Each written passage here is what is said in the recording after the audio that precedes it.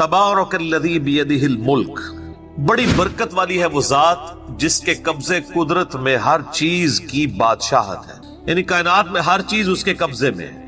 वहुवा अला कुल्ली शैइन कदीर, और वो हर चीज के ऊपर कादिर है। हर चीज उसके कब्जे में है और हर चीज के साथ कुछ भी करने पर वो कादिर है।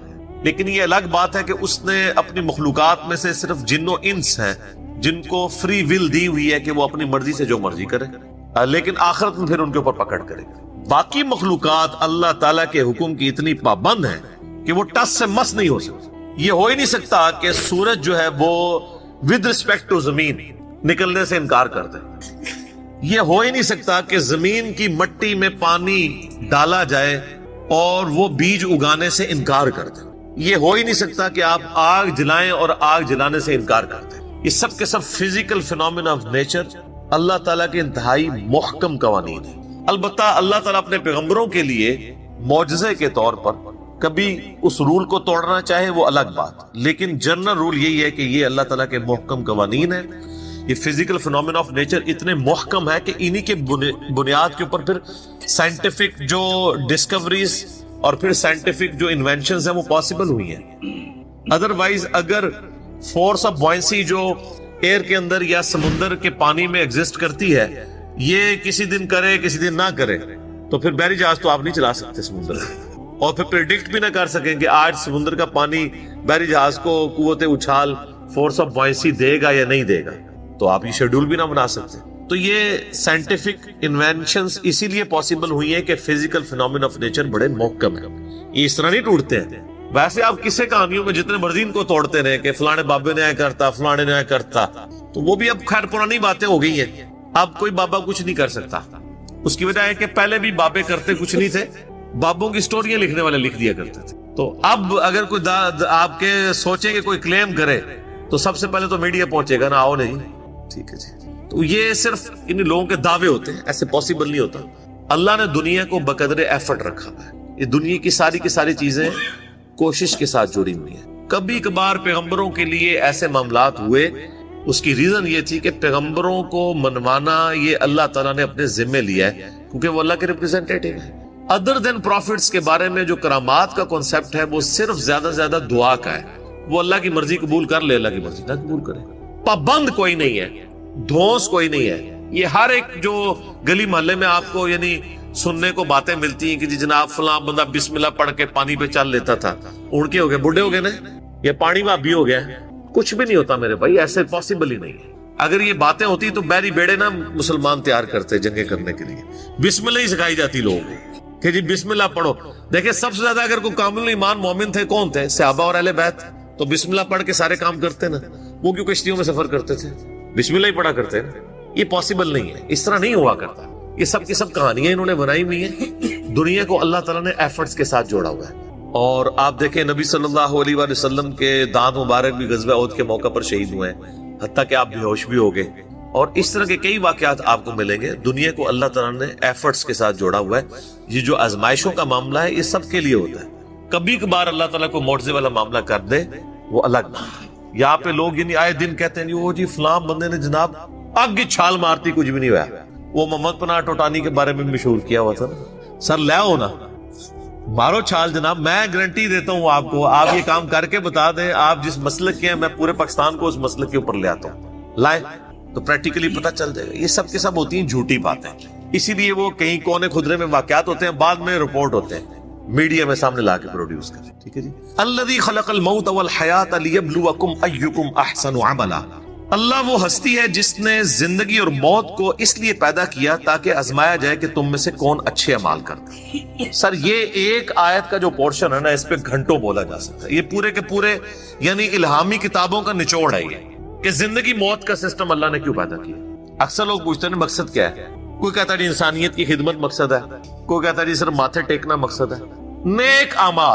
नेक अमाल में हुकूकुल्लाह भी शामिल है, हुकूकुल इबाद भी शामिल है। और नटशेल में आप बयान करेंगे ना, जिन जिन कामों का अल्लाह ने हुक्म दिया है और जिन जिन चीजों से अल्लाह ने मना किया उसमें अल्लाह ताला को ओबे करना, इताअत इख्तियार करना, ये है अल्लाह तबारक व तआला की इबादत और अल्लाह ताला की इताअत और नेक अमल। तो अल्लाह ताला फरमाया कि زندگی اور موت کا مقصد یہ ہے کہ تمہیں جانچا جائے کہ تم میں سے کون اچھے عمل کرتا ہے، اور پھر ظاہر ہے کہ جانچنے کے بعد ظاہر ہے جب بھی کوئی ٹیسٹ میں جانچا جاتا ہے الٹیمیٹلی پھر اس کے لیے فیصلہ ہوتا ہے، اور وہ فیصلہ پھر جنت یا دوزخ کی شکل میں ہونا ہے، ولیعوذ باللہ تعالی۔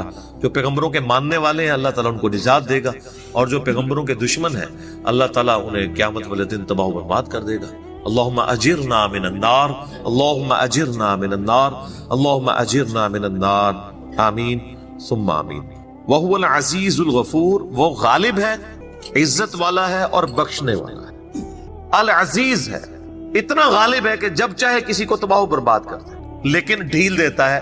اس کی یہ صفت غفوریت بھی ہے نا، بخشنے والا مہربان ہے۔ بخاری و مسلم کی حدیث ہے کہ اللہ تعالیٰ نے جب مخلوقات کو پیدا کیا تو نبی علیہ السلام فرماتے ہیں اللہ تعالیٰ نے اپنے پاس عرش پہ یہ عبارت لکھ لی تھی کہ میری رحمت میرے غضب پر سبقت لے جانے۔ حالانکہ اللہ تعالیٰ عادل ہے، عدل فرمانے والا ہے۔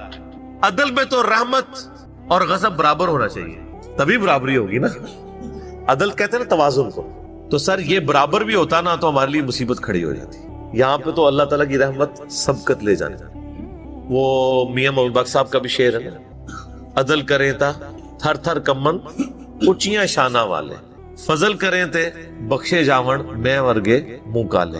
یعنی اگر تو عدل پہ آئے نا تو پھر بڑی بڑی شانوں والے بھی وہ بھی کانپیں گے کہ ہمارے ساتھ معاملہ کیا ہے، اور اگر تو فضل پہ آئے تو میرے جیسے گنہگار لوگ بھی بخشے جائیں۔ حتیٰ کہ سورہ فاطر کے آخری رکوع میں اللہ تعالیٰ فرماتے ہیں، اور یہ مضمون کئی جگہ قرآن میں ہے، کہ اگر اللہ تعالیٰ لوگوں کو ان کے اعمال کے سبب پکڑنا شروع کرتا تو زمین پہ کسی کو زندہ نہ چھوڑتا۔ کہیں نہ کہیں کسی سے لغزش ہو جاتی ہے۔ اور سب معذرت کے ساتھ اگر میں جان کی امان پاؤں تو عرض کروں کہ جو عصمت انبیاء کا عقیدہ بھی جو بنایا گیا ہے نا ہمارے سب کانٹیننٹ میں بالخصوص، یہ عقیدہ کتاب و سنت سے سپورٹیو نہیں ہے۔ اور مجھے پہلی دفعہ اس بات کا احساس ہوا جب میں نے اپنے گھر ایک مزدور لگایا، وہ کرسچن تھا، پروٹیسٹنٹ، تو میں نے اس سے ایک دن تھوڑا ریلیجن پہ ڈسکشن کی، تو مجھے کہنے لگا جی آپ انبیاء کو معصوم مانتے ہیں؟ میں نے کہا ہاں جی۔ تو وہ کہنے لگے ہم تو انبیاء کو معصوم نہیں مانتے۔ تو میں نے کہا کیوں؟ کہتا جی تورات میں بھی انجیل کے اندر بھی انبیاء کی غلطیوں کا بیان ہوا ہے، تو کیا قرآن میں نہیں ہوا ہوا؟ میں نے کہا یار ہوا تو ہوا ہے۔ تو کہتا سر آپ نے کبھی سوچا نہیں ہے کہ یہ معصومیت کا عقیدہ پھر نکالا کہاں سے؟ قرآن میں حضرت آدم کی غلطی کا ذکر ہے، ابراہیم علیہ السلام کی غلطی کا ذکر ہے، نوح علیہ السلام کی غلطی کا ذکر ہے، موسیٰ علیہ السلام کی غلطی کا ذکر ہے، کئی مقامات پہ نبی علیہ السلام کی اجتہادی خطاؤں کا اور لغزشوں کا ذکر موجود ہے۔ تو یہ معصومیت کہاں سے نکالی ہوئی ہے؟ تو میں پھر پہلی دفعہ تھنک آؤٹ آف باکس کیا، پھر میں بڑے بڑے علماء کے پاس گیا، لیکن کوئی سننے کے لیے تیار نہیں تھا، حوصلہ ہی نہیں تھا۔ پھر الٹیمیٹلی جب مجھے یہ ساری باتیں سمجھ آئیں کہ معصومیت کا مطلب یہ ہے کہ نبی گناہ نہیں کرے گا، غلطی کا صدور ہو سکتا ہے، غلطیوں سے پاک صرف ایک ہے، وہ اللہ ہے۔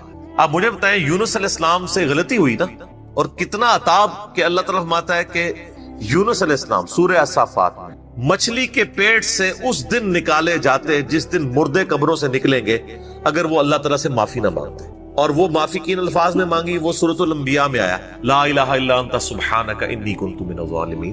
تو غلطی ہوئی ہے تو معافی مانگی ہے نا سر، پھر اللہ نے معاف بھی کیا۔ پھر اللہ میں کذالک ننجی المؤمنین، ہم اہل ایمان کو بھی اس طرح معاف کریں گے اگر ہماری طرف کوئی متوجہ ہو تو۔ اس میں حضرت یونس علیہ السلام نے امت کو ایک عقیدہ دیا ہے، لا الہ الا انت سبحانک، تیرے سوا کوئی معبود نہیں ہے اللہ، صرف پاک تو ہے غلطیوں سے۔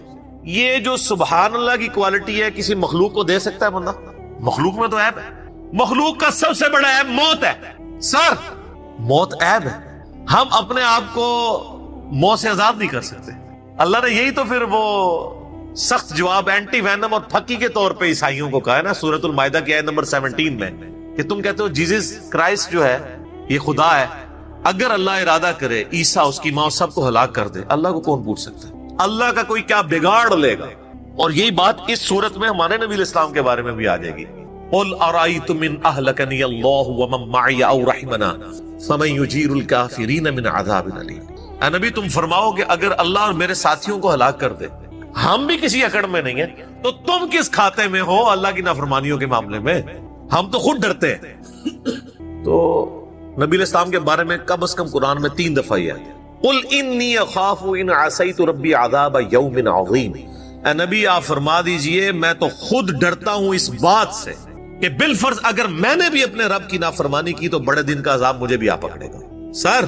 تو یہ پھر میں نے بڑی دلیری کر کے میں نے یہ ساری آیات احادیث کے ذریعے نا 2 نشستوں میں ایک لیکچر ریکارڈ کروایا, مسئلہ 88A اور 88B, عصمت انبیاء کے عقیدے پہ شبہات کا تحقیقی جائزہ. یہ نام میں نے ذرا یعنی سمجھنے تقیہ نہیں رکھا ہوا تھا, نام کیا رکھا, عصمت انبیاء کے عقیدے پہ شبہات کا تحقیقی جائزہ. یعنی عصمت انبیاء کے عقیدے پہ جو وسوسے آتے ہیں نا ان کو دور کرنا. لیکن بتایا اس میں یہ کہ وسوسے ٹھیک آ رہے ہیں, آپ کا عقیدہ غلط ہے. عصمت انبیاء کا عقیدہ یہ نہیں, یہ والا ہے. تو اللہ تبارک و تعالیٰ اپنے معاملات کے اندر آزاد ہے. اللہ تعالیٰ کو کوئی کسی کی دھونس نہیں لگا سکتا. اللہ تبارک و تعالیٰ غلطیوں سے پاک ہے. مخلوق جتنی بھی ہو جائے اس کے اندر عیب موجود ہے. کیوں اللہ تعالیٰ موٹی موٹی بات کرتا ہے, لا تأخذہ سنۃ ولا نوم, اللہ وہ ہے جسے نہ نیند آتی ہے نہ اونگ. اب مخلوق تو محتاج ہے, ٹھیک ہے. تو یہ انسان کے اندر بلٹ ان اللہ نے کمزوریاں رکھی. ہمارے ساتھ کیسی کمزوریاں اٹیچ ہیں؟ نیند کی کمزوری, کھانے پینے کی کمزوری.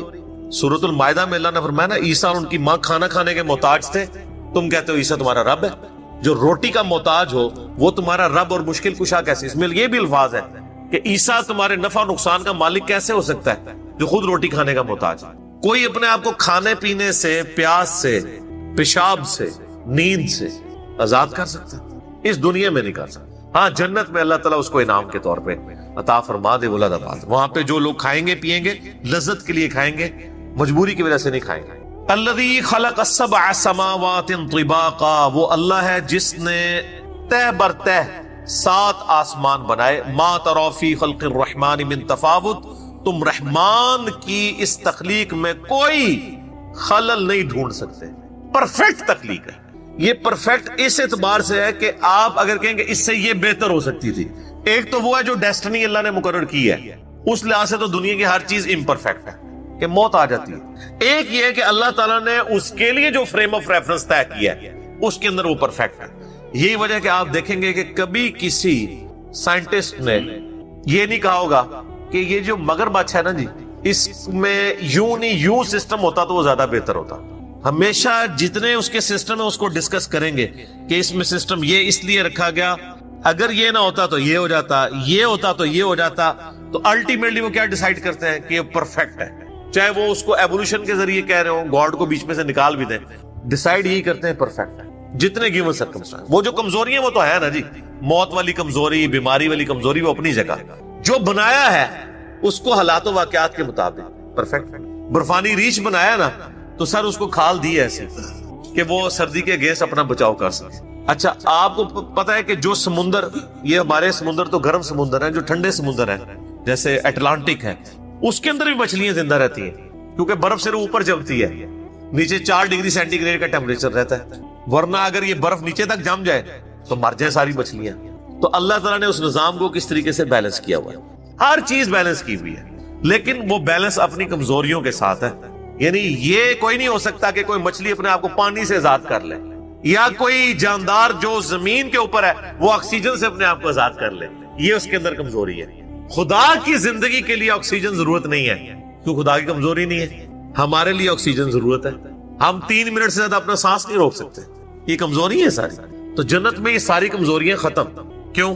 صحیح بخاری میں آتا ہے نا کہ موت کو مینڈے کی شکل میں لا کے جنت اور دوزخ کے درمیان قتل کر دیا جائے گا, اور جنتیوں کہا جائے گا خوشخبری اب موت نہیں آئے گی, اور دوزخیوں کہا جائے گا تمہارے لیے اب ہلاکت ہے کہ موت نہیں آئے گی. اللہ تبارک و تعالیٰ نے انسان کو جنت میں پہنچتے ہی وہ کوالٹیز عطا فرما دینی ہے کہ جو انسان یہاں دنیا میں خواہش رکھتا ہے جو ادھر کبھی بھی پوری نہیں, نیور.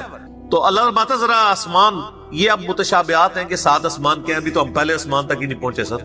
ابھی تو ہم نیچے کی گلیکسیز جو ہیں وہ ہم اربوں میں گن رہے ہیں, اور ہر گلیکسی میں اربوں سورج گن رہے ہیں. وہ آپ میرا مسئلہ نمبر 60 دیکھ لیں, ہو از اللہ.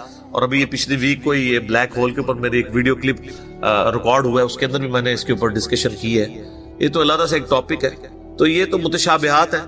بہرحال اللہ تعالیٰ ہمارا جتنی مخلوق تمہیں نظر آ رہی ہے نا, اس میں تم کوئی عیب اس حوالے سے تلاش کرو کہ جو اس کو گیون سرکمسٹانسز دیے نا اس سے بہتر کوئی معاملہ ہو سکتا تھا. یعنی کوئی شخص یہ کہے کہ انسان کا یہ ناک ادھر کی بجائے ادھر ہوتا تو بہت خوبصورت لگتا, یا یہ 2 آنکھوں کی بجائے 1 آنکھ ادھر ہوتی تو بڑی خوبصورت لگتی.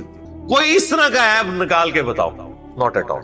اللہ اکبر. فرجع البصر, پھر نگاہ اٹھا کے دیکھ, حل تری من فطور, تجھے کوئی رخنا دکھائی دیتا ہے اس پرفیکشن کے اندر؟ ثم ارجع البصر کرتین ينقلب الیک البصر خاسئا وهو حسیر, بار بار نگاہ اٹھا کے دیکھتا رہ, تیری نگاہ ناکام ہو کر تیری ہی طرف لوٹ آئے گی اس حال میں کہ تھکی ماندی ہوگی. تجھے اللہ کی مخلوق کے اندر کوئی عیب نظر اس حوالے سے نظر نہیں آئے گا. ان گیون سرکمسٹانسز کے ساتھ جو عیب اٹیچ ہے وہ تو اٹیچ ہے. جو بنا دیا نا انسان کو کہ اس کے معدے کا نظام, اس کے دل کا نظام, اس سے پرفیکٹ کوئی سوچ نہیں سکتا. نباتات کا ہو جائے, اس طریقے سے گلیکسیز کا ہو جائے, اس سے بہتر کوئی سوچ نہیں سکتا. وَلَقَدْ زَيَّنَّا السَّمَاءَ الدُّنْيَا بِمَصَابِيحَ, وہی اللہ ہے, بے شک اس نے زَيَّنَّا السَّمَاءَ الدُّنْيَا بِمَصَابِيحَ, آسمان دنیا کو جو ہے وہ سجا دیا ہے, آراستہ کر دیا ہے چراغوں سے, یعنی ستاروں کے ساتھ. اس کے لیے اب چونکہ قرآن لٹریچر کی بک ہے نا, تو تمثیل اس طرح دی جاتی ہے کہ اس کو سجایا ہوا ہے. حقیقت بات ہے کہ اگر آسمان پہ ستارے نہ ہوتے تو آسمان کی اٹریکشن ختم. رات کو کوئی آسمان کی طرف دیکھتا؟ اس کا ثبوت یہ ہے کہ آپ جب بند کمرے میں ہوتے ہیں اندھیرے کے اندر, کوئی شخص اپنے گھر کی چھت دیکھ رہا ہوتا ہے, اس وقت کوئی اٹریکشن ہی نہیں ہے. البتہ اگر چھت کے اوپر زیرو کا کوئی بلب لگا ہوا ہو تو آپ بار بار اس کی طرف دیکھتے ہیں. ایک اللہ نے انسان کی انسٹنکٹ میں چیز ڈالی. تو اللہ تعالیٰ نے آسمان دنیا کو ستاروں کے ساتھ مزین کر دیا. وَجَعَلْنَاهَا رُجُومًا لِلشَّيَاطِينِ, اور انہیں شیطان کو مار بھگانے کا ذریعہ بھی بنایا ہے. وَأَعْتَدْنَا لَهُمْ عَذَابَ السَّعِيرِ, اور جو قیامت کا دہکتی آگ کا عذاب اللہ نے وہ تو تیار کر رکھا ہے. دنیا میں بھی شیاطین کے لیے ان سٹار سے ان کے اوپر میزائل داغے جاتے ہیں. شہاب ثاقب میٹرائٹس کے اوپر بھی میرا ایک یوٹیوب پہ کلپ ہے, قرآن حکیم میں دوسری جگہ اس کا نام بھی آ گیا ہے, پارہ نمبر 26 میں, کہ شہاب ثاقب ہیں وہ, یعنی آپ سمجھ لیں پتھر ہیں جو داغے جاتے ہیں ان شیاطین کے اوپر جو اللہ تعالی کی جو لمیٹڈ باؤنڈریز ہیں ان کو کراس کرنے کی کوشش کرتے ہیں. سائنٹسٹ اس کی کوئی بھی ریزن بیان کریں لیکن ایک حد تک جاتے ہیں. اس طرح کے سائنٹیفک فیکٹس کے بارے میں بار بار کلیئر کرتا ہوں کہ سائنس آپ کو یہ تو بتائے گی کہ جو یہ زلزلہ ہے یہ ٹیکٹونک پلیٹس کی ڈسٹربنس کی وجہ سے آتا ہے, لیکن سائنس کہے گی کہ کوئی اس کو پریڈکٹ نہیں کر سکتا کہ کس وقت ڈیسائیڈ ہوگا کہ کون سی پلیٹ نے کتنے میٹر کے لیے ہلنا ہے اور کتنی گہرائی کے اندر ہلنا ہے. وہ کہتے ہیں جی یہ فزیکل فینومینا آف نیچر ہے, تو آپ اسے پریڈکٹ کر کے بتائیں فزیکل فینومینا آف نیچر ہے. وہ کہتے ہیں یہ فزیکل فینومینا آف نیچر ہے, اس کے اوپر وہ جاتے ہی نہیں ہے. وہ خود ول آف گاڈ ہوتی ہے, اس کے لیے ظاہری اسباب کوئی بھی ہو, الٹیمیٹلی جب بھی آپ کسی چیز کو ڈیپ ڈیک کریں گے نا تو ول آف گاڈ نکلے گی. شہاب ثاقب بھی وہ کہتے ہیں جی یہ ستاروں سے پتھر ٹوٹتے ہیں, وہ زمین کی طرف آتے ہیں, چونکہ زمین کے ارد گرد آپ کو پتا ہے ایٹماسفیئر ہے, اتنی سپیڈ سے جب ایٹماسفیئر سے گزرتے ہیں تو ایٹماسفیئر کی فرکشن کی وجہ سے ان میں آگ بھڑک اٹھتی ہے اور الٹیمیٹلی وہ پھر زمین تک پہنچ نہیں پاتے اور راکھ بن جاتے ہیں. سر یہ اتنا پرفیکٹ نظام کس نے بنایا ہے؟ ادروائز تو زمین کا آپ کی تباہ برباد ہو گئی ہوتی. اور ابھی تو یہ صرف میٹرائٹس کی بات ہو رہی ہے, جو ہارمفل ریز آ رہی ہیں سورج سے اور باقی سیاروں سے, ستاروں سے, جن کو ارتھ میگنیٹک فیلڈ کنٹرول کرتی ہے. ارتھ کے بھی میگنیٹک فیلڈ ڈسٹرب ہو جائے نا تو زمین کے اوپر جو ہے وہ کوئی مخلوق رہ نہیں سکتی ہے. اتنی ہارمفل ریز آتی ہیں جو ریپیل ہو جاتی ہیں اس کی وجہ سے. اربوں میں سے چند ایک ریز نیچے آتی ہیں, باقی سب واپس چلی جاتی ہیں. پھر کئی ایسی چیزیں جو اوزون لیئر کی وجہ سے فلٹر ہو جاتی ہیں. یعنی ایک پوری ایک فیلڈ ہے, لیکن سب کے پیچھے God is the only explanation of all the physical phenomena in this universe. یہ ساری چیزیں اگر اوزون لیئر سے پوچھا جائے کہ سر لیئر صاحب یہ سب کچھ آپ کے اندر جو کوالٹی آپ نے خود رکھی ہیں اس کو تو پتہ بھی نہیں ہوگا, اور مرغی کو تو پتہ ہی نہیں ہے کہ اس کے پیٹ میں انڈا بنتا کیسے ہے, تو مرغی نے انڈا کہاں سے دے دیا؟ انڈا اللہ نے دلوایا ہے. مرغی کو پتا ہے کہ میرے پیٹ کے اندر انڈا ہے. چلے مرغی کو چھوڑتے آپ اپنے اوپر آ جائیں. آپ کو یہ پتا ہے کہ آپ کا دل روزانہ 1,00,000 دفعہ دھڑک رہا ہے, کیا آپ اس کی کچھ چابی آن کرتے ہیں, آف کرتے ہیں؟ آپ کے گردے روزانہ 25 دفعہ ڈائلیسس کر رہے ہیں, آپ کی آنکھیں روزانہ 12,000 دفعہ جھپک رہی ہیں, آپ کے پھیپڑے آلموسٹ 23,000 دفعہ سانس اندر لیتے ہیں اور اتنی دفعہ باہر نکالتے ہیں. یہ سب کچھ ہمیں تو اپنا کنٹرول نہیں. 10,000 لیٹر روزانہ کا خون پمپ کر رہی ہیں آپ کی نسوں کے اندر آپ کا دل, اور اس کی لینتھ 1,00,000 کلومیٹر ہے. 2.5 چکر زمین کے لگ سکتے ہیں اگر ایک بندے کی نسیں یوں جوڑی جائیں, کیونکہ زمین کا سرکمفرنس 40,000 کلومیٹر ہے.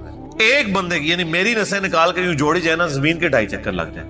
ان سب تک خون کا پہنچنا، آکسیجن کا پہنچنا، اور پھر 100 ٹریلین سیلز، 100 ٹریلین سیل ایک بندے کے اندر. اور سائنٹسٹ کہتے ہیں اتنا بڑا فگر ہے کہ انگلینڈ جیسے 30 ملک ہوں اور ان 30 ملکوں پہ صرف درخت ہی لگے ہوئے ہوں، ان کے پتے گنے نا اگر آپ، تو وہ 100 ٹریلین بنتا ہے. یہ ایک بندے کے جسم میں خلی ہے. اور سر جو ایک خلی ہے نا، اس کو بنانے کے لیے نیو یارک سٹی جتنی جگہ چاہیے جتنے سسٹم ہے اس کے اندر. تو اس کائنات میں تو ایک بندہ بھی پورا نہ آتا جو اللہ تعالیٰ نے ایک بندے کے اندر اتنے سیلز رکھ دی ہیں. وہ خالی سیلز نہیں ہے، ان کے اندر پورا سسٹم ہے، پورا نظام ہے. سر اللہ کا اگر تعارف ہو تو انسان شرک کر سکتا ہے. اور 6 فٹ کا بزرگ، اس بیچارے کی کیا اوقات ہے جو اپنا پیشاب نہ روک سکتا ہو، اپنے دل کو نہ روک سکتا ہو، اپنے آپ کو نیند سے آزاد نہ کر سکتا ہو، اپنے آپ کو بھوک سے آزاد نہ کر سکتا ہو، وہ اللہ کے ساتھ اس کو کوئی شریک ٹھہراتا اگر خدا کا تعارف ہو جاتا؟ Not at all. تو فزیکل وجوہات بھی ہوتی ہیں، لیکن الٹیمیٹلی ڈیسیژن گاڈ کا ہے کہ کس وقت کون سا میٹرائٹ. وہ کہتے ہیں اس ستاروں سے یہ جو شہاب ثاقب ٹوٹتے ہیں نا، اگر ہم کہیں گے اس کو پریڈکٹ کریں، وہ کہتے ہیں یہ تو کوئی پریڈکٹ نہیں کر سکتا. ہم تو یہ بتاتے ہیں کہ ہاں ٹوٹ کے گرتے ہیں، ہم کہتے ہیں کب ٹوٹیں گے، کتنے ٹوٹیں گے، کیوں ٹوٹیں گے، کیسے ٹوٹیں گے. وہ کہتے ہیں یہ نہیں، یہ فزیکل فینومینا آف نیچر.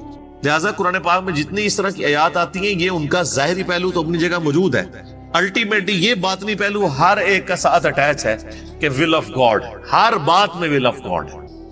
وَأَعْتَدْنَا لَهُمْ عَذَابَ السَّعِيرِ، اور ہم نے اپنے منکرین کے لیے آگ کا عذاب تیار کر رکھا ہے. یعنی شیاطین کے کانٹیکسٹ میں بات ہو رہی ہے. میرے بھائیو، سورہ یاسین قرآن حکیم میں سورت نمبر ہے 36، اور یہ مکی سورت ہے. پارہ نمبر 22 سے شروع ہو کر پارہ نمبر 23 میں کمپلیٹ ہوتی ہے. پہلی 21 آیات اس کی پارہ نمبر 22 میں ہے، اور باقی ساری سورت جو ہے وہ پارہ نمبر 23 کے اندر ہے. اور ظاہر ہے یہ پاروں کی ڈویژن جو ہے یہ توقیفی نہیں ہے، نبی صلی اللہ علیہ وآلہ وسلم نے تعلیم نہیں فرمائی، یہ بعد میں کی گئی ہے تابعین کے ادوار کے اندر. اس لیے پھر اس میں جو اس قسم کی قباحتیں ہیں صورتوں کے ٹوٹنے والی، یعنی ایک تو ہے کہ بہت آدھا آدھا ہو تو پھر قابل برداشت ہے. جس طرح کہ اب سورۃ الحجر کو دیکھیں، اس کی صرف ایک آیت پارہ نمبر 13 میں ہے، باقی پوری سورت جو ہے وہ پارہ نمبر 14 کے اندر ہے. اب وہ ایک آیت سے کیا ایڈوانٹیج لے لیا کسی نے؟ اگر وہ اس ایک آیت کو صرف کر دیتے تو وہ سورت ٹوٹتی نہ پاروں کی شکل میں. تو یہ اس قسم کی جو علمی قباحتیں اسی لیے آئی ہیں کہ یہ انسانی کوشش ہے. نبی صلی اللہ علیہ وآلہ وسلم نے پاروں میں قرآن حکیم کو تقسیم نہیں فرمایا تھا، بلکہ قرآن حکیم جو ہے یہ سورتیں 114 ان کی ڈویژن اور آیات کی ڈویژن موجود تھی، وہ بھی بغیر نمبرنگ کے، صرف وہ آیات کا پتہ تھا. اس میں میں نے ڈیٹیل لیکچر دیا ہے، مسئلہ نمبر 115 قرآن حکیم کی حفاظت کا معجزہ اور سنی شیعہ کے اختلاف کا تحقیقی جائزہ.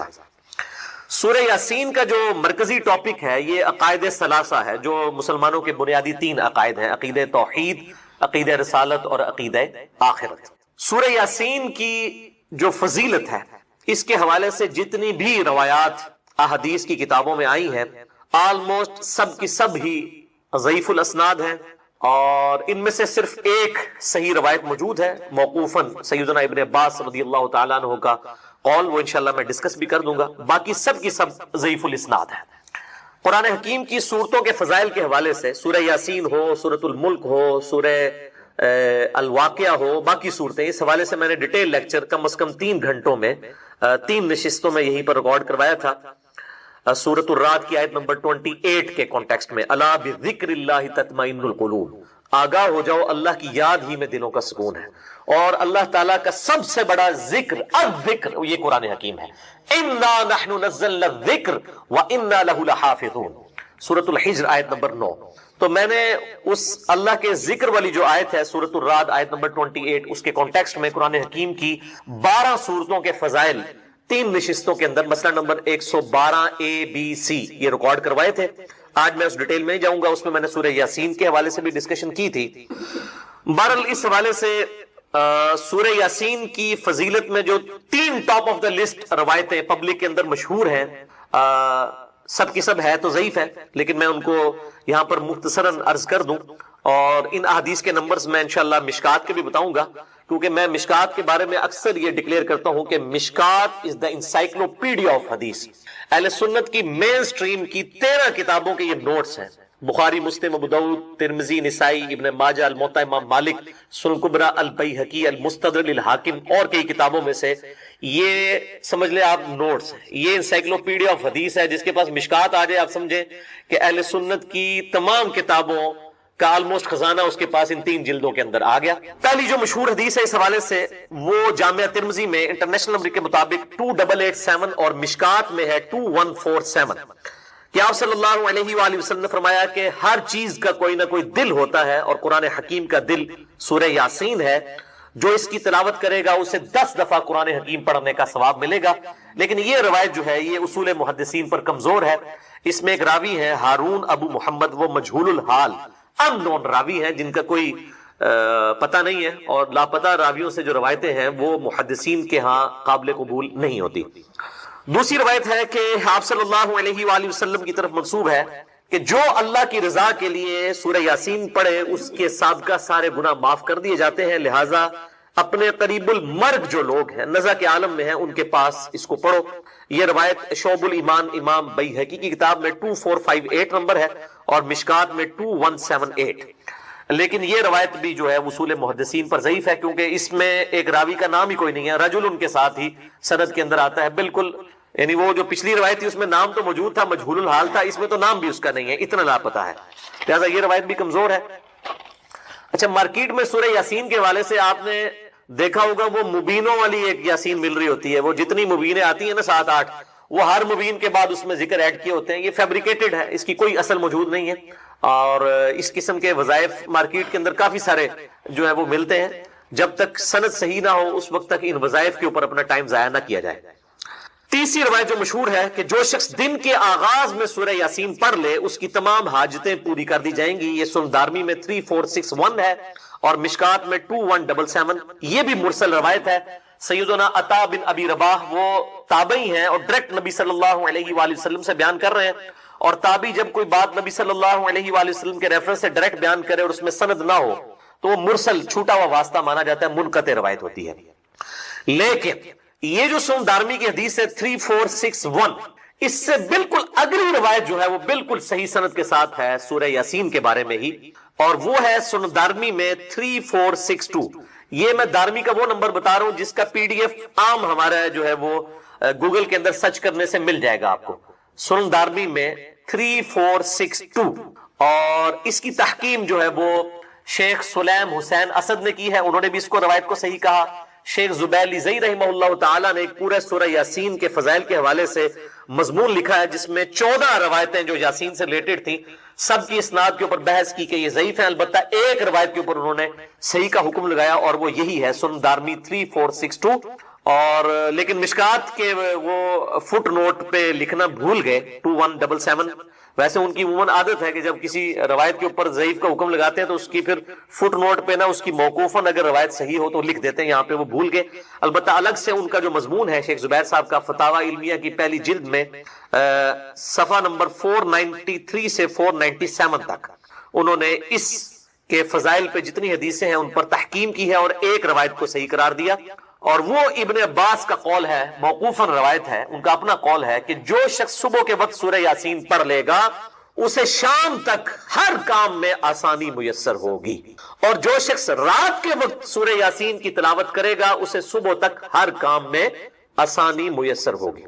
तो जो सुबह के वक्त काम के लिए निकलते हैं वो सुबह पढ़ के निकले, और जो रात की शिफ्टों में काम करते हैं वो रात के वक्त पढ़ के निकले। ये रवायत बिल्कुल सही है। और ये मुहद्दिसीन का पेट रूल है कि जब कोई गैबी खबर हो और उसमें सहाबी नबी सल्लल्लाहु अलैहि वसल्लम को मेंशन ना भी करे तब भी उसको आप नबी सल्लल्लाहु अलैहि वसल्लम की तरफ ही मंसूब मानेंगे मौकूफन होने के बावजूद, इसलिए कि गैबी खबर नबी सल्लल्लाहु अलैहि वसल्लम के अलावा किसी के पास नहीं आती है, क्योंकि जो इल्म गैब है, गैब की खबर अल्लाह ताला अपने सिर्फ पैगंबरों को देता है।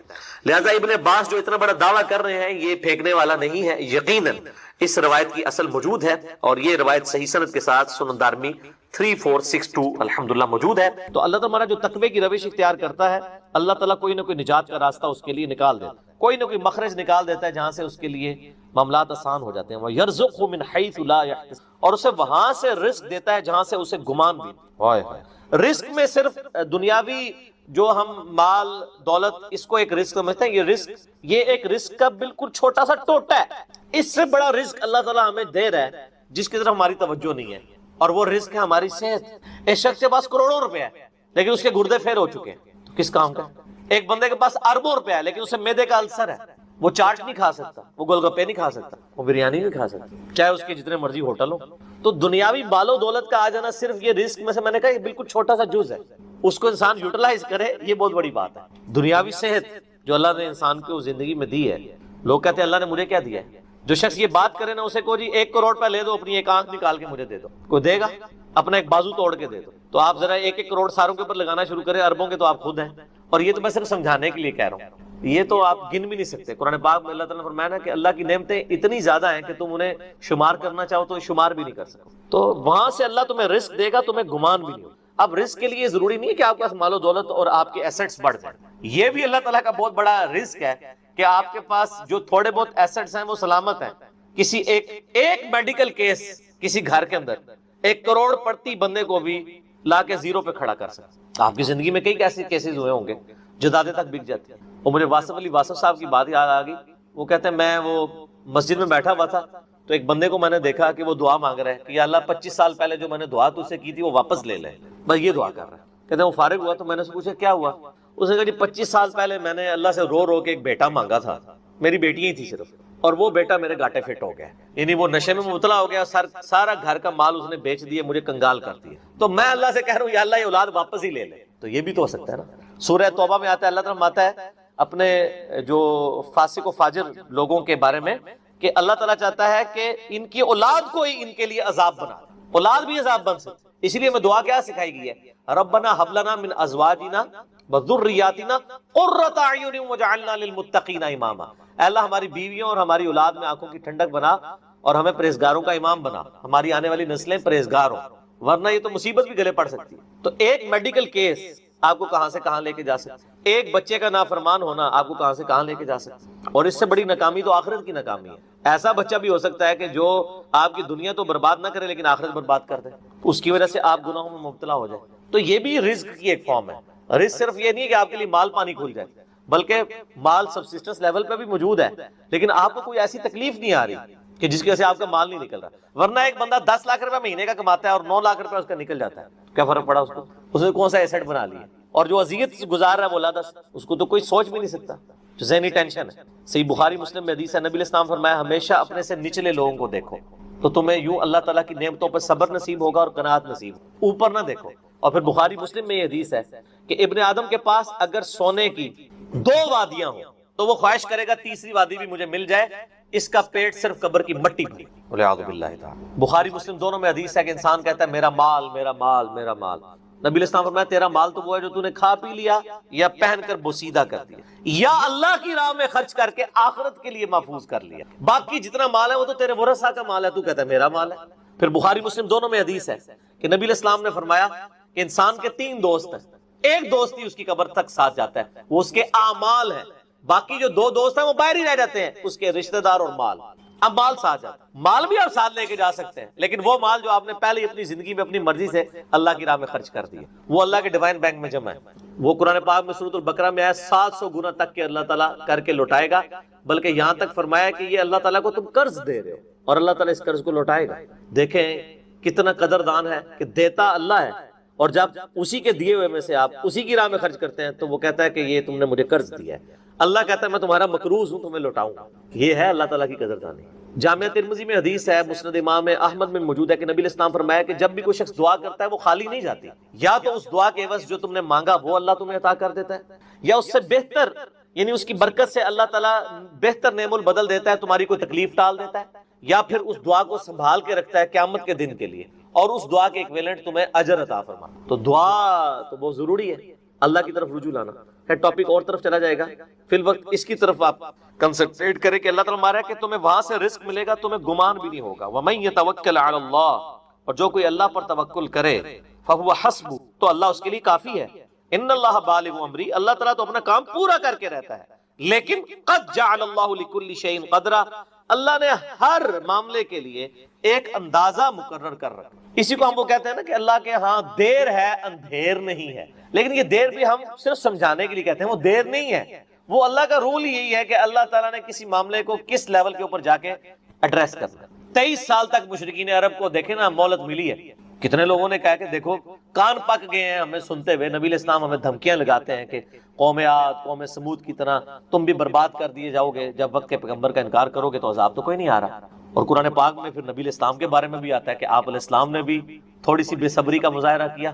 سورۃ الانعام کے سٹارٹ میں آپ پڑھ کے دیکھ لیں تو اللہ تعالیٰ نے پھر جلال فرمایا کہ نبی تم چاہو تو جاؤ زمین میں کوئی سرنگ تلاش کر لو یا آسمان میں کوئی سیڑھی لگا کے ان کی مرضی کا معجزہ انہیں لا کے دکھا دو. ہمارے ہم اپنے فیصلوں میں یعنی کسی کے پابند نہیں ہیں. پھر سورہ آل عمران میں آتا ہے جب غزوہ احد کے موقع پہ نبی علیہ السلام کی زبان سے بد دعا نکل گئی خالد ابن ولید کے لیے کہ اللہ تعالیٰ ایسی قوم کو کیسے ہدایت دے گا جنہوں نے اپنے نبی کا چہرہ خون سے رنگ دیا. یہ صحیح مسلم میں الفاظ ہیں, قرآن پاک میں اشارتاً اس کا ذکر ہے. سورہ آل عمران میں اللہ تعالیٰ نے فرمایا کہ نبی آپ کو کوئی اختیار نہیں ہے, اللہ تعالیٰ چاہے تو ان کو ہدایت بھی دے سکتے. ہائے ہائے, یہ اللہ کے فیصلے ہیں, یہ کسی انسان کا کوئی فیصلہ نہیں. تو اب ان آیات کی روشنی میں بزرگ تو کسی کھاتے بھی نہیں بنتے. لوگ بزرگوں کو لے کے بیٹھ رہے ہوتے ہیں جی بزرگ دعا کریں گے, بزرگ کر دیں گے. بزرگ نے کیا کرنا ہے؟ یا تو نبی علیہ السلام کے بارے میں فرمایا جا رہا ہے کہ آپ کو کوئی اختیار نہیں ہے, اللہ تعالیٰ چاہے تو بخش دے, اللہ تعالیٰ چاہے گرفت فرمائے, اللہ تعالیٰ چاہے ڈھیل دے. اللہ نے ہر کام کے لیے ایک اندازہ مقرر کیا ہوا ہے, وہ اسی موقع کے اوپر اللہ تعالیٰ اس چیز کو اسٹیبلش کیا. وہ اللہ کے ڈیوائن علم میں ہے کہ کب اللہ تعالیٰ نے اسلام کا غلبہ کروانا ہے. جب نہیں کروایا تو 13 سال میں 125 بندے ہی مسلمان ہوئے ہیں, اور اگلے 13 سال کے اندر دونوں سپر پاورز بھی الٹ دی گئی ہیں. دونوں طرف ٹائم پیریڈ تو ایک ہی ہے. تو یہ اللہ تعالیٰ فیصلے فرما. عمر اور رزق میں برکت کے لیے کوئی وظیفہ بتا دیں. اس میں نے بتا دیا نا, صحیح بخاری مسلم دونوں میں حدیث ہے. نبی صلی اللہ علیہ وآلہ وسلم نے فرمایا جو شخص یہ چاہے کہ اس کے رزق میں برکت کر دی جائے, عمر دراز کر دی جائے, تو اپنے رشتہ داروں کے ساتھ اس نے, لیکن یہ بھی تقدیر میں لکھا ہوا ہوگا کہ وہ کرے گا تو یہ ہو جائے گا, تو اسی کو توفیق ملے گی نا. تو اللہ تعالیٰ اس کی عمر میں برکت, عمر میں برکت صرف یہ نہیں ہے کہ ایک بندہ 60 سال کا تو اب 100 سال پہ مرے. کئی 100 سال کی زندگی پاتے ہیں اور کام چوانی کا بھی نہیں کر کے مرتے, اور بعض لوگ 50 سال میں اتنا کام. امام شافعی کی عمر 55 سال تھی صرف جب فوت ہوئے ہیں. چلو شافعی کو تو چھوڑ دیں, اس سے پہلے آ جائیں. عمر بن عبدالعزیز 38 سال کی عمر میں فوت ہوئے ہیں. 38 سال کی عمر میں 3 براعظموں پہ ایسے نقوش چھوڑ گئے ہیں کہ آج دنیا حیران ہے. تو ان کو تو عمر بھی کوئی نہیں ملی ہے. یہ نہیں ہوتا کہ آپ کو عمر کتنی ملی ہے, آپ نے اس عمر میں کیا کیا ہے. آپ اللہ تعالیٰ آپ کو اسی ٹائم میں اتنی برکت. میں اپنے لیے آپ کو بات کرتا ہوں, میں کسی کیا بات کروں, میری زندگی خود اس چیز کا نمونہ ہے. آج جب لوگ یہ نہیں کہتے ہیں یار اس نے اتنے ویڈیوز چڑھا دی ہیں, کتنے بیٹھ کے ریکارڈ کرانا رہتا ہے, حالانکہ ہفتے میں ایک ریکارڈ ہوتی ہے, روزانہ ہوتی بھی نہیں ہے. لیکن کنسسٹینسی کے ساتھ, اللہ کی مدد کے ساتھ آپ اگر یہ کام لے کے چلتے رہیں تو slow and steady wins the race. تو آج چیزیں آپ دیکھ لیں ہزاروں کی تعداد میں آپ کے سامنے, اور یہ حالات اللہ تعالیٰ فیوریبل کرتا ہے. میں یقین کریں, میں اپنے بھائیوں کو کہتا ہوں, میں جب بھی درس, ابھی آج کا درس میں نے کرنا تھا نا, وہ ہندو کا جواب دینا تھا, تو میں نے پورے ہفتے سے دعائیں شروع کی ہوئی تھیں, اللہ زندگی دے دیں, حالات فیوریبل ہو جائیں, ٹرانسفارمر بھی نہ اڑے ہمارا, جنریٹر بھی چلتا رہے, سارے معاملات چلتے رہے, اور فرحان بھائی بھی ٹائم پہ آ جائیں, ٹھیک ہو گیا جی, کالر مائک بھی چل جائے, کیمرے کی بھی بیٹری چارج ہو, ساری چیزیں. یہ میں جو چیزیں میرے اختیاروں میں کر کے, یا اللہ تو نے کرمانی ریکارڈنگ, میں تو کچھ بھی نہیں. ٹھیک ہے, اپنے پورے ریسورسز مینج کر کے بھی اللہ پہ نظر ہوتی ہے. حالانکہ میرے دوستوں کو پتا ہے میں کتنا وہمی ہوں. میرے آفس میں بھی نا جب سب سے مشکل کوئی ٹاسک میرے والے کیا جاتا ہے, اور وہ ہمارے باس کہتے ہیں یار اس کو دے کے تم بھول جاؤ, پھر وہ کام کر کے آپ کو بتائے گا. تو کیوں میں وہم, جس کام میں ہاتھ ڈالتا ہوں نا, میں دنیاوی اعتبار سے ہر چیز اس کے حوالے سے مینج کرتا ہوں, لیکن ساتھ مسبب الاسباب پہ نظر ہوتی ہے کہ یا اللہ یہ جو کچھ میں کر رہا ہوں نا, یہ تو میں اسباب کر رہا ہوں نا, میرے ساتھ کوئی بھی پرابلم ہو سکتی, کسی کے ساتھ کوئی این ٹائم, یعنی اس کے اوپر فیملی کے اوپر کوئی ایسا ایشو آ سکتا ہے کہ درس کینسل کرنا پڑ جائے, ہو سکتا ہے نا. جس طرح ایک بار یعنی اچانک جو ہے وہ یعنی ہمارا درس کینسل ہو گیا تھا, عثمان بھائی کی والدہ فوت ہو گئی تھی, ہمیں اپنا درس کینسل کرنا پڑا, ایگزیکٹ اسی دن ہی ہو گیا اس طرح. تو وہ حالانکہ ہمارا درس پورا تیار, مسئلہ 41 اس دن ریکارڈ ہونا تھا, کئی سال پہلے کی بات. کس سال کی بات ہے یہ؟ 5 سال پہلے کی بات ہے. تو اپنا ہر چیز مینج کی تھی, لیکن اینڈ ٹائم پہ کوئی مسئلہ کھڑا ہو گیا. میرے اپنے بھی کئی کلوز ریلیٹیو فوت ہوئے ہیں, لیکن اللہ کا شکر ہے اتوار مطلب وہ درس سے 1-2 دن آگے پیچھے ہی ہوئے ہیں, تو اللہ تعالیٰ نے یعنی معاملات کو سیٹل کر دیا. یہ ساری چیزیں سر فیوریبل ہونا, پھر تو یہ وہ سوال کی طرف ہوں کہ رشتہ داروں سے اس نے سلوک کریں, اللہ تعالیٰ رزق میں اضافہ کرے گا, عمر میں اضافہ کر دے گا, یعنی برکت ڈالے گا. تھوڑی چیز بھی کفایت کر دے گی. ابو داؤد میں ایک حدیث ہے, ایک صحابی کہتے ہیں وسلم میری ماں فوت ہوگی, فرمایا اپنی خالہ کے ساتھ اس نے, ٹھیک ہو گیا. تو یہ رزق کے بڑھنے کا ذریعہ. باقی دعا تو ایک ہی ہے, اللہم ربنا آتنا فی الدنیا حسنہ وفی الآخرۃ حسنۃ وقنا عذاب النار. یہ دنیا کے ہر کام کے لیے دعا ہے, رزق کی برکت کے لیے, اولاد کے لیے, اولاد کے اچھے مستقبل کے لیے, لڑائی جھگڑا ختم کرنے, دنیا کی ہر چیز اس میں داخل ہے. کیوں؟ ربنا آتنا فی الدنیا حسنہ, دنیا میں ہر چیز حسنہ عطا کرتے بہتر, اور آخرت کی ہر چیز داخل ہے. وفی الآخرۃ حسنہ, آخرت میں قبر بھی شامل ہے, میدان حشر بھی, میدان عدل بھی. یہ وقنا عذاب القبر, وقنا عذاب الحشر, یہ کہنے کی ضرورت نہیں ہے. بخاری مسلم میں حدیث ہے جو مر گیا اس کی قیامت قائم ہوگی, وہ آخرت میں داخل ہوگی. اس میں سب کچھ ہے. اس میں ایک صحیح مسلم کی حدیث میں بتا دیتا ہوں, ایک صحابی تھے, بیماری کی وجہ سے اتنے کمزور ہو گئے کہ چڑیا کی طرح ان کا جسم ہو گیا. یہ آپ کو دعا والے چیپٹر میں مشکات میں دوسری جلد میں بھی یہ حدیث مل جائے گی, صحیح مسلم کی. نبی صلی اللہ علیہ وآلہ وسلم عیادت کے لیے آئے, آپ نے حالت دیکھی, آپ نے فرمایا کہ تو اللہ سے کیا مانگتا ہے؟ آپ کو پتہ چل گیا کہ مسئلہ کوئی گمبھیر ہے. کیا یا رسول اللہ, میں اللہ سے ایک ہی دعا کرتا ہوں کہ یا اللہ جو تو نے مجھے آخرت میں عذاب دینا ہے نا, وہ دنیا میں ہی دے. نعوذ باللہ من ذالک, اللہم اجرنا من النار. نبی صلی اللہ علیہ وسلم نے فرمایا او سبحان اللہ, اللہ پاک ہے غلطیوں سے. اس کا مطلب یہ ہوتا ہے یہ انسان ہی غلطیاں کرتا ہے. او تو اللہ سے یہ چیز مانگ رہا ہے, اور تیرے اندر ہمت ہے کہ تو آخرت کیا دنیا کا بھی اللہ کا عذاب برداشت کر سکے؟ اور تجھے تو چاہیے تھا تو دعا کرتا اللہم ربنا آتنا فی الدنیا حسنہ وفی الآخرۃ حسنۃ وقنا عذاب النار. وہ دنیا اور آخرت میں, یہ فنیٹک وہ صوفیہ والا کنسیپٹ نہیں, ٹھیک ہے, کہ دنیا میں گگڑے بن کے رہو اور اس طریقے سے جوئیں بھی ڈلی رہے اور کپڑے بھی اتارے رکھو اور پہنچے ہوئے بزرگ, یہ پتہ لگا کتنے پہنچے نے, ٹھیک ہے. تو وہ صحابہ کہتے ہیں جب انہوں نے یہ دعا کی نا تو چند ہی دنوں میں وہ اس طرح صحیح ہو گیا جیسے مردہ زندہ ہو جاتا ہے اس دعا کرنے کی. دنیا کی ہر بڑائی, کیوں بندہ نے پیپروں میں پاس ہونا یہ دعا کرے, لیکن صرف دعا کی کوشش بھی کرے گا, کوشش کے بعد دعا کرے, دونوں چیزیں پہلے ہیں. کوئی شخص اپنے اوپر خود تقدیر غالب کروا دے نا پھر دعا کچھ نہیں کرتی ہے. یعنی ایک بندہ کہے کہ میں بسم اللہ پڑھ کے ساکٹ میں 2 انگلیاں ڈال دوں, نہیں, وہ آپ نے اپنے اوپر تقدیر خود غالب کرا لی ہے. آپ کہ جی میں بسم اللہ الذی لا یضر دعا پڑھ لوں اور جا کے میں جناب کوبرا سانپ کے آگے ہاتھ ایسے کر دوں تو سر وڑ لے گا تو ہم چھڑے گا نہیں, کیونکہ آپ نے خود اپنے اوپر تقدیر غالب کروائی نا. جب آپ اپنے اوپر خود تقدیر غالب کرواتے ہیں, آپ بسم اللہ الذی لا یضر پڑھ کے یہ تو نہیں کہ اسٹیئرنگ سے ہاتھ اٹھا لیں اور آگے بند کر لیں تو جا کے ٹھوکیں گے سیدھے. جب کوئی شخص خود تقدیر غالب کرواتا ہے پھر دعا کچھ نہیں کرتی. اس کو دعا ہے تدبیر کے ساتھ, کیونکہ اس طرح دنیا کا نظام نہیں چل سکتا تھا نا. تو یہ ان دعاؤں کا یہ ہوگا کہ جو ناگہان, اسی لیے آپ دیکھیں حدیث کے الفاظ کیا ہیں کہ ناگہانی آفت, خود لائی ہوئی آفت نہیں, ناگہانی آفت.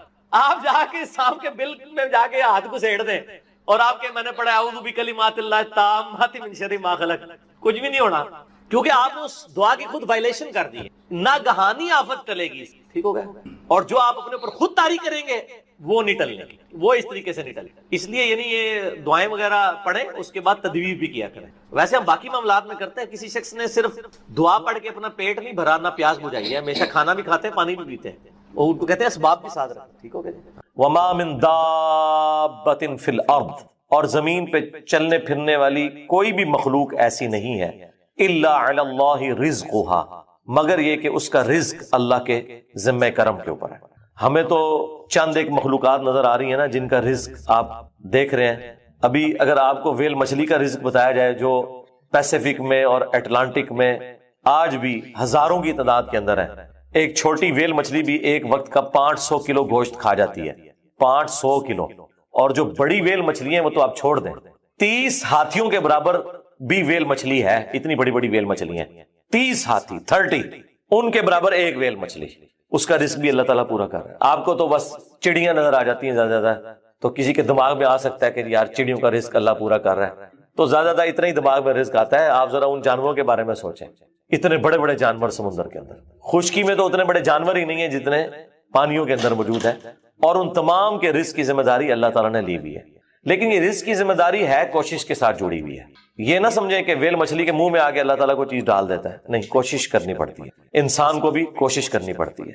اللہ نے دنیا کو اسباب کے ساتھ جوڑا ہوا ہے. ہاں, کوشش کرو گے رزق ملے گا.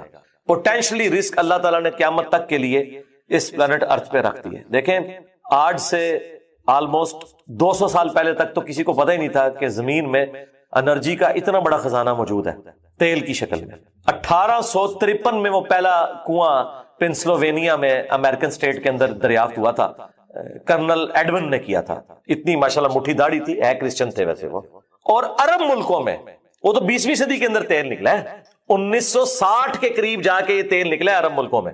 اب میرا سوال یہ ہے کہ 1300 سال تک سارے بزرگان دین حج عمرے کے لیے جاتے رہے، جو نیچے نگاہ مارتے تھے تو ساتوں زمینیں کراس اور اوپر عرش پہ نگاہ پہنچتی تھی، کسی بزرگ کو تیل نہیں نظر آیا عرب کی سرزمین میں؟ ایسے بزرگوں سے جان چھڑا سکتے تھے کہ اتنے تے گئے نہیں ہون گے، تے مکے مدینے تے گئے سن نا، وہ تو لنگے نے نا، کسی کو تیل نظر آیا؟ دنیا کو اللہ نے بقدر ایفرٹ رکھا ہے، اور یہ بھی اب مزید کوئی 50-60 سال کا تیل رہ گیا، پھر آنے والی دنیا ذکر کرے گی کہ انسانیت نے 250-300 سال ایسے دیکھے ہیں کہ اللہ نے ان کو ایک ایسا خزانہ دیا تھا کہ جس کو یوز کر کے ٹرینیں چلتی تھیں، ہوائی جہاز اڑتے تھے اور وہ زمین سے تیل نکلا تھا۔ بعد کے لوگوں کے لیے تو ابھی پرابلم ہے ظاہر ہے، اسی لیے تو اب بیٹریوں کی طرف، سولر کی طرف شفٹ ہو رہے ہیں، لیکن بہرحال سولر ہو یا بیٹریاں ہوں وہ تیل کا تو مقابلہ نہیں کر سکتی۔ آپ کو 1 لیٹر پیٹرول جو انرجی دیتا ہے، وہ انرجی بنانے کے لیے تو آپ کو کتنا بڑا ایریا چاہیے سولر پینلز کا، تب وہ انرجی ملے گی۔ تو اس کے لیے تو پھر آپ جہاز جو سولر والے انہوں نے بنائے بھی ہیں نا، وہ اتنے بڑے بڑے جہاز ہیں اور مسافر اس میں تھوڑے سے ہی بیٹھتے ہیں۔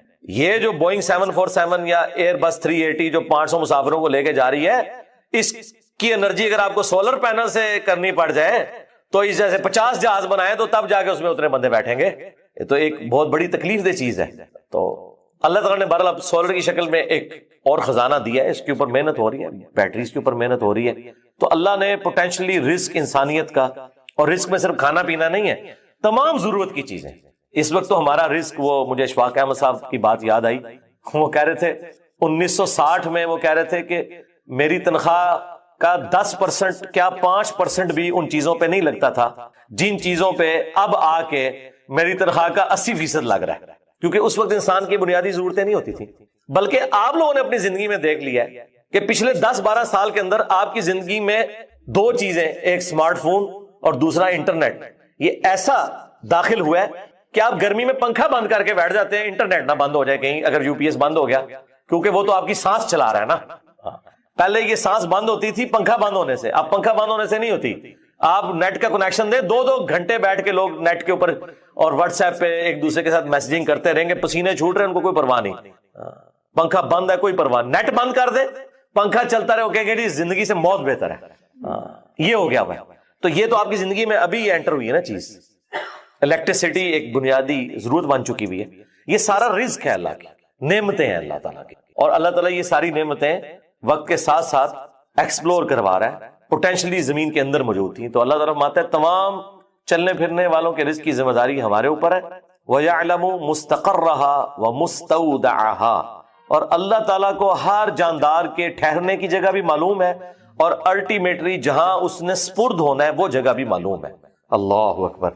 ٹھہرنے کی جگہ تو آپ کو سمجھ آ رہی ہوگی کہ اللہ تعالیٰ کو یہ پتا ہے کہ کس انسان نے کہاں پہ رکنا ہے، کس شیر نے کس غار میں رہنا ہے، کس مگرمچھ نے کس میٹھے پانی میں گزارا کرنا ہے، کون سی ویل مچھلی کس سمندر میں ہے، اور کہاں کہاں اس نے اپنا وقت گزارنا ہے۔ صرف یہ اللہ کے علم میں نہیں، وَمُسْتَوْدَعَهَا، اس نے مر کے جہاں پہ جانا ہے وہ جگہ بھی اللہ کو معلوم ہے۔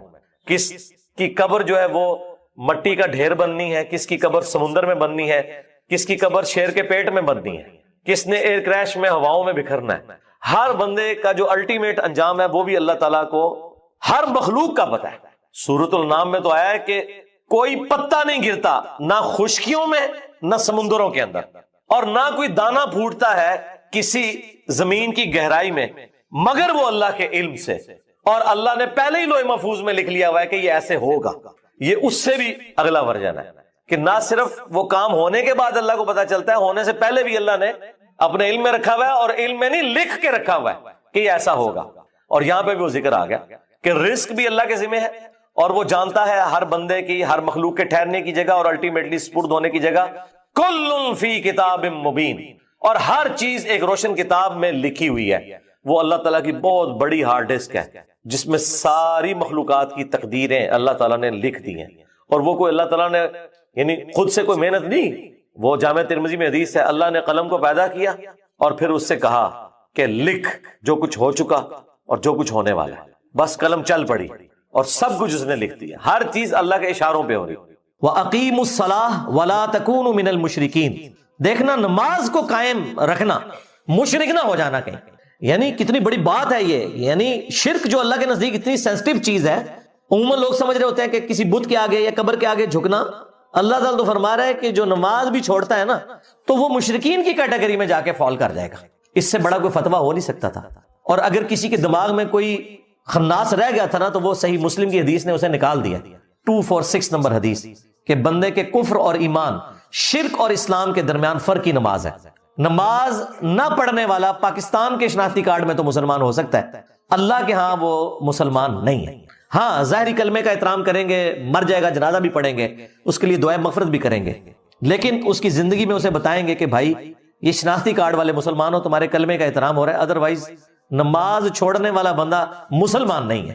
اور یہ میرا فتویٰ نہیں ہے، قرآن کا فتویٰ ہے، نبی الاسلام کا فتویٰ ہے. پھر بھی اگر کسی کو سمجھ نہ آئے تو جامع ترمذی میں حدیث ہے، عبداللہ ابن شقیق تابعی کہتے ہیں کہ صحابہ کرام صرف تارک الصلاۃ کو کافر سمجھتے تھے، جو نماز چھوڑنے والا ہے، اور کسی کو کافر نہیں کہتے تھے خواہ وہ کتنا ہی گناہ کرتا ہو، لیکن جو نماز نہ پڑھتا ہو صحابہ کرام اسے کافر سمجھتے تھے.